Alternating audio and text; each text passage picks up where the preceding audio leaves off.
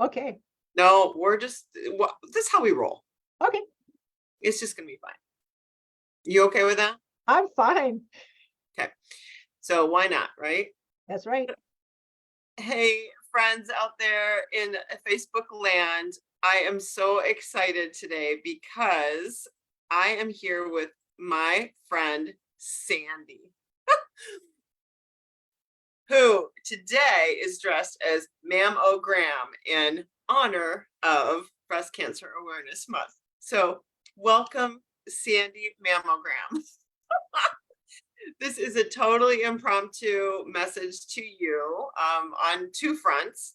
Obviously, she is representing today to make sure to do some awareness.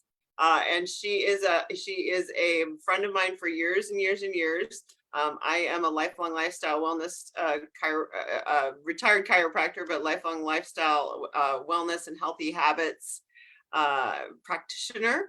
And she is as well. And we've known each other for years, and she's been on this journey to master her healthy habits over a long period of time together. Haven't we done this together for a long time, Sandy? Oh, yes.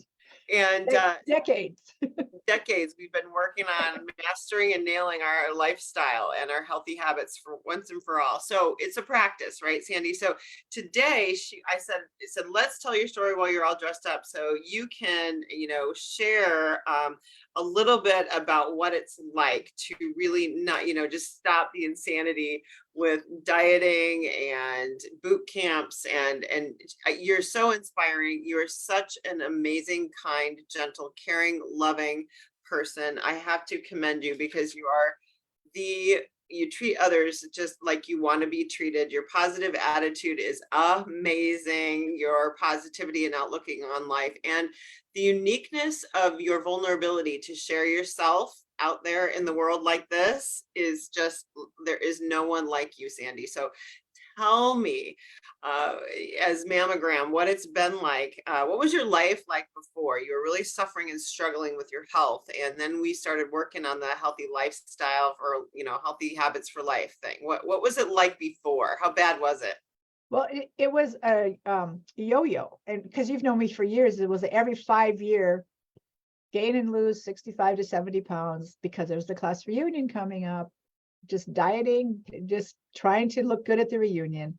And I finally just got sick of it. And then for a whole year, you tried to convince me that there was something better. And I just, nah, wasn't ready. You kept calling, you never gave up on me. And one day during COVID, April of 2020, COVID, it finally sunk in. And you just said to me, well, this is a perfect time. You're stuck at home anyway.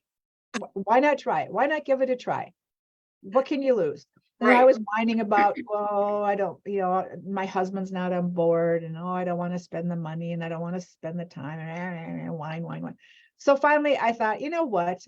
I deserve to take care of myself. I've been taking care of everybody else my whole life. It's time to take care of me. And yes. So I got on the program. And you realized whining wasn't winning. You weren't winning whining, right? No. No, I'd win for the class reunion, and then in 2 or 3 years it'd all come back and I have to fight it all over again. It was just ridiculous. And so during that period from April to December of 2020, I lost 80 pounds. But more than that, I gained strength, stress management skills, better rest, relationships changed. The whole program is about everything in your life, not just what you put in your mouth.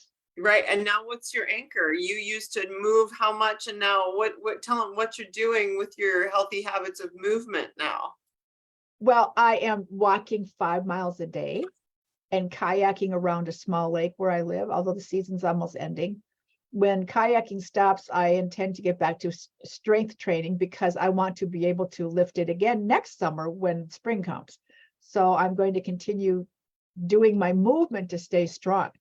It's not easy. It's not perfect. I struggle. Everybody struggles. I struggle getting in the proper amount of water, hydration. I have mastered sleep. I have mastered flossing my teeth every day. I have mastered having a spiritual life and connecting more with God, and having devotions with my husband every day, which in the first 47 years of marriage, that never happened. In this past year, we have connected and done Bible study every morning. I'm leading some Bible studies at church. I mean, it's just, my life is more, it's just better all around. And my relationship with my daughter and my mom, I've been my mom's caregiver, and just so frustrating trying to take care of all of her needs. Mhm. And I just got a different attitude. So there's 6 macro habits we always talk about, right? Yes. The hydration, the hydration, nutrition, the surroundings, the sleep, the movement, right? The health, the mindset. What am I missing? I'm missing one. I missed the 6th one. It'll come. Finances, but that's never an issue with me, so I don't think about it. Anyways, when we started working together, you were all discombobulated, and it was all out of whack, and there was no balance. Now your circle is becoming whole, and it's becoming, like a wheel that rolls instead of bumps along, right? Yes. And so you're learning and growing in all of those areas, because as you to your point, it's not just about eating. It's not just about No. working out. It's about having the healthy relationships and surroundings and stress management and thought patterns and all of that, right? It's not about just what you're eating and the scale and all of that. No, and I've got the surroundings. I'm working on it. That's a very slow process because I'm emotionally attached to so many things I'm trying to get rid of. Yeah. I had half a garage full of my mom's belongings when she downsized to assisted living. Last week, that got straightened out and taken to Goodwill and put away to look at later. I mean, the garage is now empty. Yep. So now you're purging all the past junk in your mind, which is going to free you up to have even more healthy, anchor those healthy habits, getting rid of all that. And in fact, it just occurred to me that it was August 15th was the anniversary of my sister's death. And I always post on Facebook every year. People know about it. They just know my twin sister died this day, and whatever. This year, I clearly said, and I mean it, that I think about her every day, but it's no longer with sadness and grief. It's with gratefulness for the 37 years that we shared. And that was just a total mindset change. And in fact, this costume that you were looking at, parts of it, was my twin sister's prom dress when she was a senior. And it hung in my closet for many, many years because I couldn't stand to part with it. I looked at it one day and I thought, you can do something with this. I repurposed it into this costume, which I call mammogram for breast cancer awareness, or Pinky when I'm with children. But it's like I have this spiritual connection with her. Every time I wear it, I feel so connected, and it's just the most beautiful thing. And I'm so happy that I did it. It's not beautiful. I'm not a great seamstress, but I love what I did in the connection behind it. I loved you before, and I love the freedoms that you're sharing today. The freedom of knowing, of all the freedoms and all the areas that you struggled with and were like boulders for you. But now, like you say, relationships and clutter and, all of this stuff, you're free to do so many more things than you used to be able to be free to do. Right. Absolutely. It's amazing. And, we've been working together for at least 3 years, I think. Now, decades ago, I was going to say this time around, there were all those other times before. Yeah, all those other times. But out of the 4 things you're doing now, like the coaching, right, the structure, the strategy, the community, the nutrition and hydration strategy, what do you like the most out of like all the things that are available to you with the Habits of Health? Well, I like a couple of them because I like the coaching and the community time on Wednesdays. I love being with other people, sharing their most vulnerable places. And then I don't feel alone. And it's just so encouraging. Those are my 2 favorite. I will admit, I'm not into reading the book. I'm not into watching videos. I've been recording every day what I've been doing, but did I bother to remember to put it on where I'm supposed to sign it? No, I forgot, but I'm doing it. So the point is, yes, progress, not perfection. I'm doing it. None of us are perfect. we're working toward it, but we're not going to Yes. hit it in Yeah. this lifetime. So it's all We're good. all a work in progress. Sandy, you're working it, and you've got the tools and you've got the tools, the strategy, the support structure. It's the simplicity and everything, and you're doing it. And what's your biggest advice for someone who wants to, prevent breast cancer, to get it together, right? Because it's so hard to get all your pieces on your plate. What's your best recommendation for people? Well, a couple things. First of all, don't try to do it all at once. Change is slow. Pick something and work on it, and then work on a new thing, and then work on a new thing. If you look at, oh, I have to lose 80 pounds, I need to get 8 hours of sleep, I need to drink 64 ounces of water, you'll lose your mind. Right. You have to concentrate on one thing at a time. And then if you get to that point where you're feeling good about it, then you try something new and you add to it slowly. It's not an overnight fix. It's a long-term fix. But I was so excited today because you've been trying to get me to coach for years, and I'm not there yet. You know that one day when I'm ready, you will know. But I feel like when I'm out with people, I'm kind of doing it back-ended. Like I did a performance today as a clown about breast cancer awareness. And during it, I'm telling them about, if you want to prevent breast cancer, you need to do this. And we even got pom-poms and did a cheer. Eat right, drink right, sleep right, no stress, get rid of cancer, rah, rah, rah.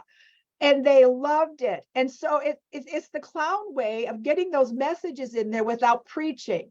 We were just having a good time. So I was so proud of myself for actually sharing what I was supposed to be sharing about healthy habits, as well as having fun as a clown and doing what I love to do.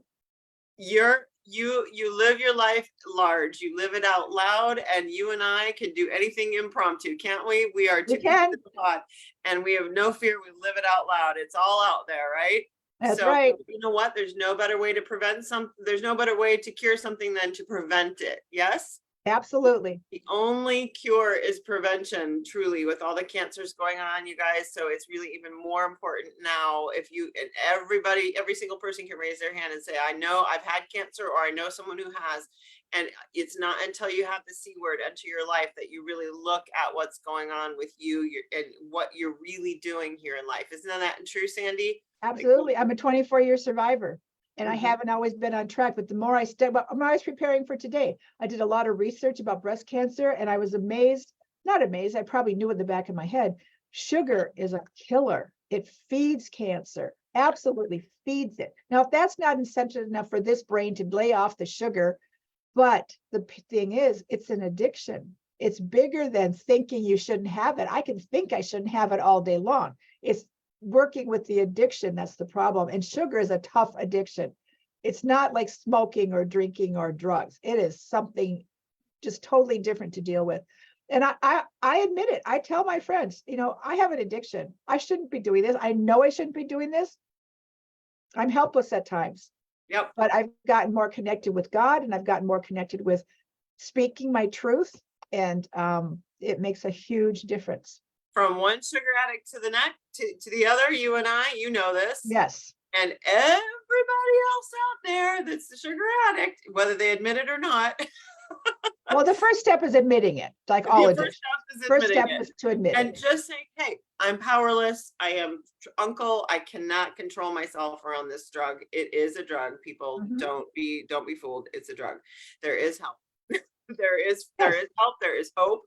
And there is a way to learn to manage and control the addiction.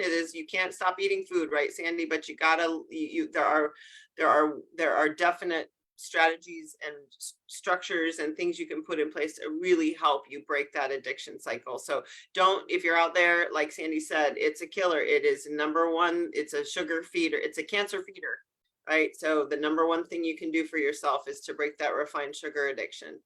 And the other piece that I found really helpful was, the stop challenge, choose, yes, stop and think about it, make a decision. But then once you've made the decision, own it, and don't be guilty.